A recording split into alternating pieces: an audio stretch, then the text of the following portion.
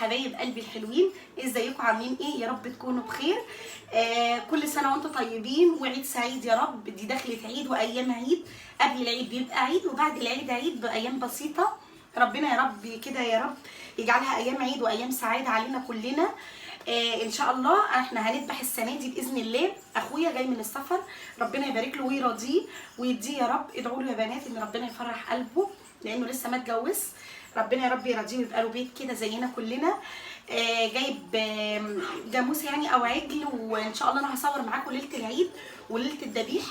وهوريكم كل حاجه، وان شاء الله زي ما انا هفرح انا بحبكم تفرحوا معايا، انتوا اخواتي وحبايبي. وما اقدرش اخبي عليكم حاجه ابدا، واي حاجه تسعدني او تزعلني بيكم ومعاكم وبحكيها لكم وبقولها لكم. ويلا بقى نسمي بسم الله ونصلي على النبي عليه افضل الصلاه والسلام، ونشوف غدانا ايه النهارده. هنتغدى غدا جميل كده وحلو. معايا كيلو من اللحمه، ومعايا كيلو وربع من الكوسه، ومعايا بقى طماطم وفلفل انا غسلاها ونقعها في قلب الميه كده عشان انتوا عارفين ايه. والكوسه لسه ايه صبحه وجميله بس لسه ما اتقشرتش. وده كيلو من اللحمه معايا هنا اهو. هنقطعها لان الجزار ايه زي ما انتوا شايفين كده اداهالي كده على بعضها. نسمي بسم الله. ده كيلو كده من اللحمه، انا طلبتها كده حته من الموزه بس هو للاسف ما لقاش غير كان اخر حته صغنونه، فقطع لي حته. هو بيقول انها ناعمه وانها هتستوي بسرعه، اما نشوف بقى كلامه صح ولا غلط. هنقطع كده قطع على قد الاكل.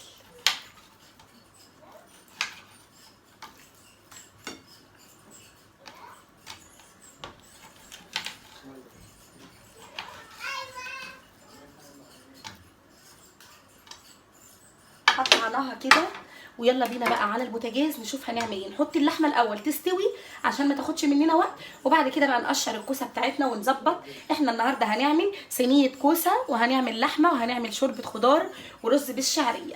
اكله حلوه كده وجميله وكلنا بنحبها، وعشان اولادنا ايه يتقووا كده ويتغذوا بشويه الشوربه وشويه الرز وقطعه اللحمه. يلا بقى نروح على البوتاجاز. معايا هنا حبايب قلبي حله على النار. الطبق ده بقى انا كنت جايبه فيه بانيه وغسلاه ونقعاه وكده زي ما انتم شايفين، حطاه في الليمون وفي الخل وفي المحلول بتاعه اللي احنا بنعمله للفراخ. قلت كده اجيب ايه بانيه عشان ينفعني الايام ديت نعمل اكلات خفيفه كده. هنحط هنا معلقه من السمنه او نص معلقه كده تشويحه للحمه بتاعتنا الحلوه دي، وهنزل بفصين 3 من الحبهان او من الهيل، وهنزل معايا بكام ورقه من اللوري. زي ما قلت لكم انا عندي لوري مطحون ولوري سليم، فهنزل كده ايه بكام ورقه سليم.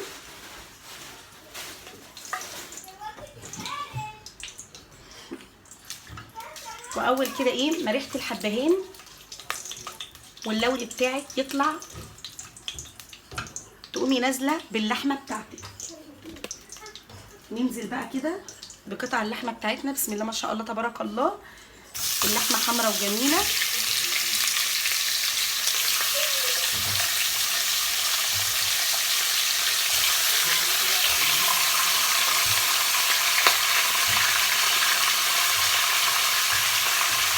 دي بقى حتتين كده كان هو حاططهم لي، نحطهم برضو عشان يدوا ايه دسامه للشوربه بتاعتنا وطعم حلو وخفيف وجميل.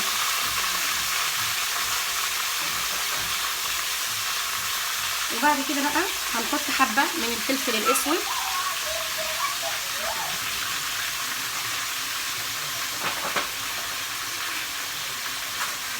وهنحط حبه من الكاري عشان شوربتنا هتبقى حلوه كده.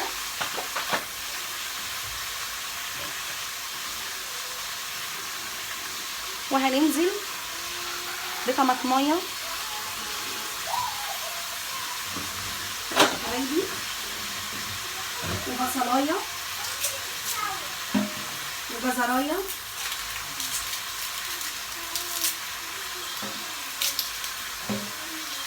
اقشر معاكم البصلايه اهو عشان نسيتها. ايه يا حمود؟ نعم حاضر. روح يوسف هيديك، يوسف هيديك. ننزل كده ببصلايه نقطعها قطع كده،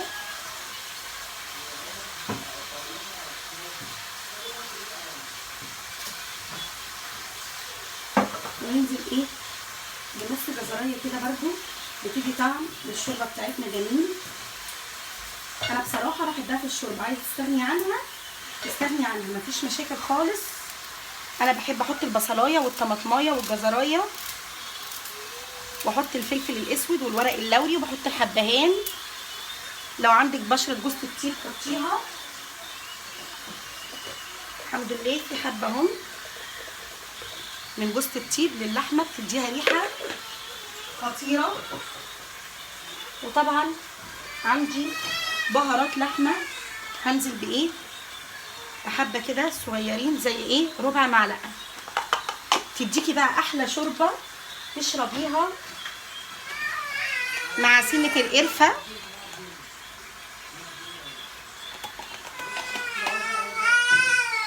واشربي احلى شوربه. معلش يا حبايبي انا طفيت بس عشان ابني كان بيصوت. ادي كده ايه اللحمه بتاعتنا بالشوربه اللي حطينا فيها ايه. هنقول تاني بصلايه، اول حاجه حطينا فصين حبهان مع معلقه سمنه ورق اللورة، وبعدين اول ما ادت ريحه كده حلوه رحنا نازلين باللحمه بتاعتنا ونزلنا بقى بالطماطمايه وبصلايه وجزرايه ونزلنا فلفل اسود ونزلنا بكاري وبهارات اللحمه وسنه من القرفه. طبعا عارفيني لازم اساسي عندي القرفه مع اللحوم، بعشقها وبحبها جدا. وهرمي فيها مكعب مرق وكده تبقى شوربتنا والحمد لله خلصت. يلا بينا بقى ندخل. هرمي فيها ايه مكعبين من المرق عشان الشوربه دي اللي انا هستخدمها في الكوسه وفي شوربه الخضار وفي الحاجه بتاعتي الباقيه. يلا بينا بقى نعمل ايه صينيه الكوسه بتاعتنا الحلوه الجميله اللي هتبقى ني في ني دي وخفيفه في الصيف كده، طماطم مش متسبكه كله ني في ني. معايا هنا بقى حبايب قلبي الكوسه بتاعتي الحلوه اللي انا قشرتها دي، ومعايا صينيه على النار هنحط فيها ايه. هنحط فيها معلقه من السمنه وفيها بصلايه مبشوره وهنقطع الكوسه بتاعتنا. وشوفوا بقى طريقه الكوسه بتاعتي الخطيره هتبقى عامله ازاي.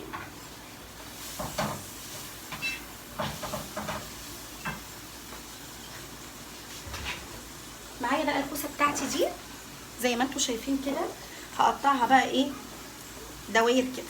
طبعا عارفين صينيه الكوسه بتاعتي بتبقى عامله ايه ازاي، او عامه صينيه الكوسه الدواير بتاعتها او تقطيعتها بتبقى دواير.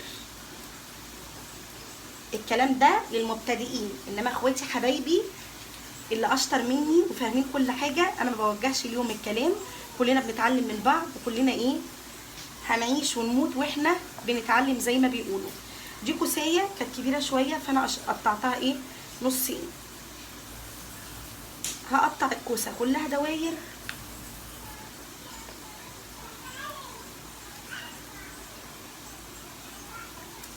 زي ما انتم شايفين كده.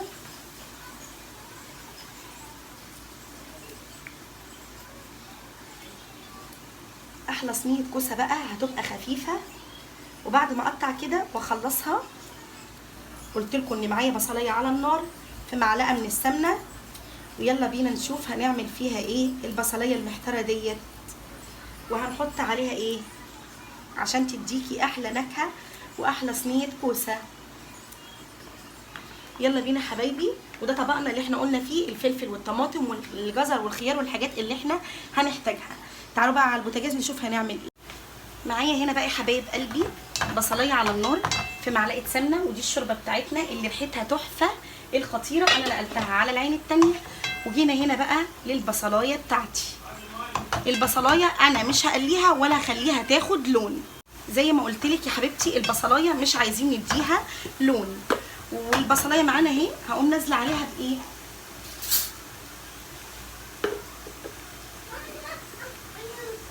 بنص معلقه من الثوم المفروم.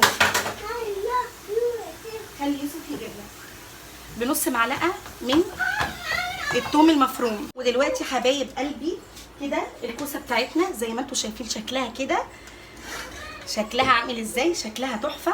اتسبكت وبقت 100 ثواني يا مروه، ثواني خلاص. اتسبكت وبقت 100. والحله دي اللي هعمل فيها الرز بتاعي. بعد ما اتسبكت هنعمل ايه؟ وزي ما انتم شايفينها كده ناشفه وما فيهاش اي حاجه. هاخد عشان تكمله السوى بتاعت، هي عامه استوت والحمد لله. وطعمها بقى وريحتها، انا حطيت لها على فكره نص معلقه سكر عشان الحموضه، بس ما بانتش في الكاميرا. وحطيت لها اللهم صل على النبي، حطيت لها ايه والله ما انا فاكره، بس حطيت نص معلقه سكر علشان الحموضه. ورشه ملح، ورشه ملح. اعملها كده بقى. هتاخد غلوه مع الشوربه بتاعتي بتاعت اللحمه الحلوه دي.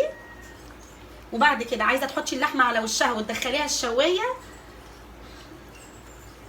زي ما انا هعمل اعملي. عايزه تسيبي اللحمه في الشوربه وتدخليها هي الشوايه لوحدها برده مفيش مشاكل. الاتنين واحد. شايفين شكلها وشايفين صلصتها ولونها وريحتها بقى، انا اللي شامه. يلا قولوا لي يا بختك. معايا بقى الحله التانيه اللي على النار دي هسيبها تاخد غلوه واحده وهطفي عليها ويبقى كده خلاص. واللحمه بتاعتنا الحمد لله قربت تستوي. معايا هنا بقى الحله اللي على النار التانيه دي هننزل فيها بشويه من الزيت. انا هعمل كيلو الا ربع رز على الشعريه. شويه من الزيت على معلقه من السمنه. انا هعمل كيلو الا ربع زيت، كيلو الا ربع رز على شويه شعريه.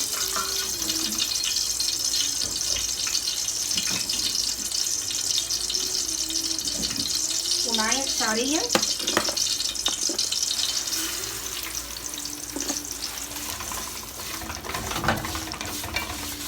انا بعاير كده بعيني. انتي بقى ايه حسب ما انتي بتحبي. انا بحب عن نفسي الشعريه كتيره شويه في الرز، بتخليه كده شكله ولونه تحفه. كده خدت الكميه اللي انا عايزاها. ومعايا كيلو الا ربع رز مغسول ومتصفي. بحمر الشعريه لما تدي اللون الجولد معانا، وبعدين انزل على الايه، على الرز. هنقلب كده في الشعريه لحد ما تدي اللون الجولد. بس انا المره دي هسقي الرز بتاعي نص من شوربه اللحمه ونص ميه. انا كل مره بعمله بالميه على طول من الكتل، انما المره دي هحط نص كبشتين شوربه كده من اللحمه، لان ريحه شوربه اللحمه بصراحه حكايه مش قادره افوتها. قلت اما اطعم بيها الرز بتاعنا كده نديله ايه، كبشتين.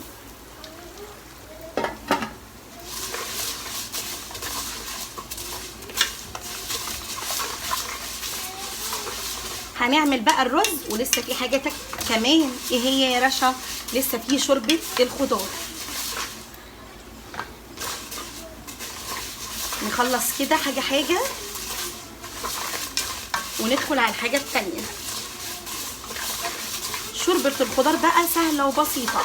قطعنا خضارنا جزر وبطاطس وكوسه زي ما هتشوفوا معايا دلوقتي، وهنزل عليه بالشوربه بتاعت اللحمه بتاعتي الحلوه بعد ما اللحمه تستوي وتاخد غلوتين وكده خلاص. هنزل بقى بالرز بتاعي. شايفين البخار؟ تلاقي الكاميرا عندي عملت شبوره. يلا بقى خليكم كده في سيمفونيه المطبخ وتش والحاجات اللي زي كده.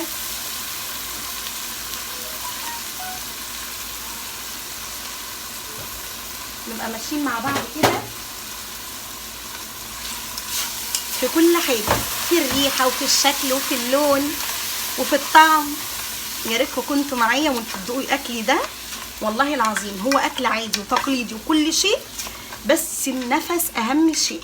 كتير كلنا صينيه الكوسه وكتير بناكل الرز ابو شعريه، واغلب الاوقات مع كل حاجه، بس ما بيبقاش بقى يعني ايه، كل حاجه بتبقى بنفس مختلف عن الحاجه اللي قبلها.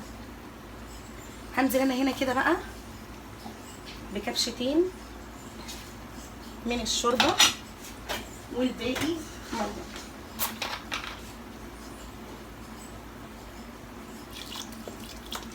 شويه ميه كده،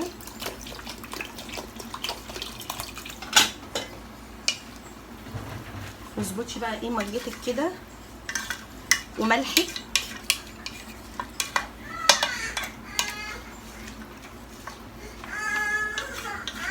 معلش يا حبايبي، انا اولادي الله يهديهم عاملين دوشه، معلش.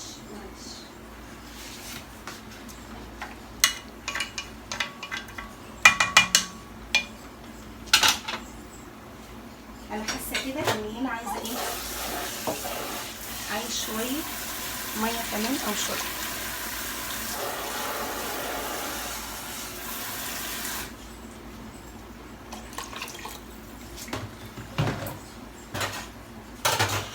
ونحط له بقى، حطينا له طبعا الملح.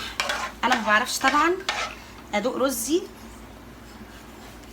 غير بالمعلقه الصغننه دي، حاساه عايز شويه ملح كمان. هنزل عليه بشويه ملح كمان، وكده خلص الرز معانا والحمد لله.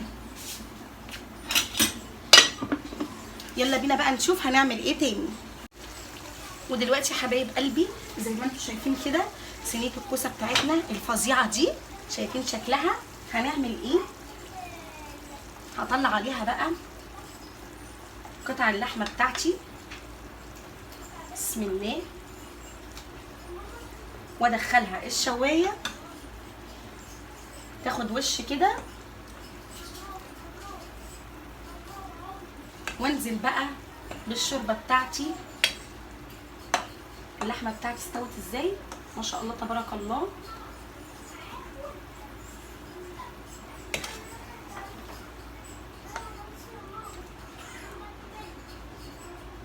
انا عامله معاكم كل حاجه اهو، بتمنى ان كل شيء يكون واضح.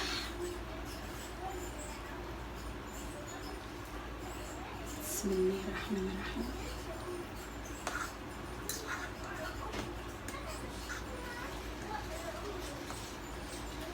كده خلاص كل حاجه ايه، لا لسه في حته تانيه اهي في الشوربه. تعالي كده حبايبي صينيه الكوسه بتاعتنا باللحمه والحمد لله، وما شاء الله تبارك الله خلصت. هدخلها الفرن تاخد بس وش، وبعد كده هعمل معاكم دلوقتي شوربه الخضار. هعمل انا بقى ايه، هصفي كل الحاجات دي بمصفى كده حلوه، تجيبيها وتطلعي كل الحاجات دي منها.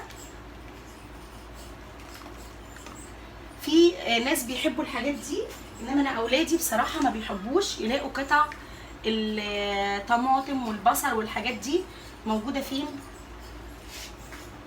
في الشوربه.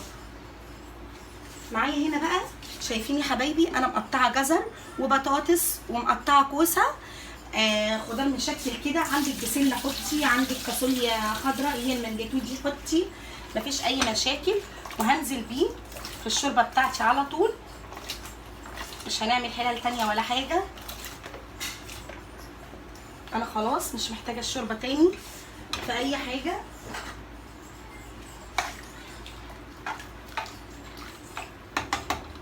واسيبها بقى ايه تستوي وتاخد تدي مع نفسها، ودقايق بالظبط واوريكم الشكل النهائي لغدانا النهارده عامل ازاي. وده كده يا حبايب قلبي شكل الاكل النهائي بتاعنا. بتمنى من ربنا ان هو يعجبكم. دي كده صينيه الكوسه باللحمه، شايفين شكلها تحفه. ودي شوربه الخضار بتاعتنا اللي انا عملتها، ودوت كده الرز ريحته بقى ومفلفل وخطير، مش قادره اقول لكم يعني. بتمنى من ربنا ان الاكل يعجبكم، ولو عجبكم ما تنسونيش تعملوا لي لايك. اعملوا لي لايك يا بنات عشان الفيديو يوصل لكل الناس، لايك وشير، وفعلوا زر الجرس عشان يوصلكم كل جديد من مطبخ رشا. ودلوقتي اقول لكم مع السلامه ومع فيديو جديد.